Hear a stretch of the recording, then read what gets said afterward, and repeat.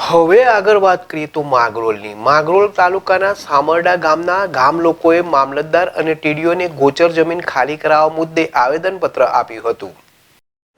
માંગરોળ તાલુકાના સામરડા ગામના ગામ લોકોએ મામલતદાર તેમજ ટીડીઓ માંગરોળને ગૌચર જમીન ખાલી કરાવવા મુદ્દે આવેદનપત્ર આપ્યું હતું.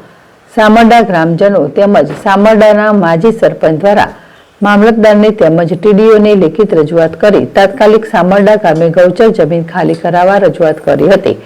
સામરડા ગ્રામ પંચાયત દ્વારા આ ગૌચર જમીન દબાણ કરેલ આસમીઓને માપણી કરવા નોટિસ પાઠવી હતી, પરંતુ આ નોટિસને પણ કઈ અમલ ન થયો હોય તેમ ઉલારીઓ કરતા ગ્રામજનો દ્વારા ઉચ્ચ કક્ષાએ લેખિત રજૂઆત કરી છે અને તાત્કાલિક ગૌચર જમીન ડિમોલિશન કરી ખાલી કરાવવા માંગ કરી હતી.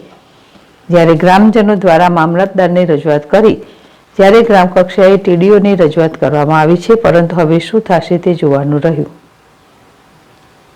ખાસ તો ગૌચર જમીન દબાણના કારણે કાયદેસર જમીનદારોને પાણી લેવા કે અવર જવરમાં ભારે મુશ્કેલી પડી રહી છે.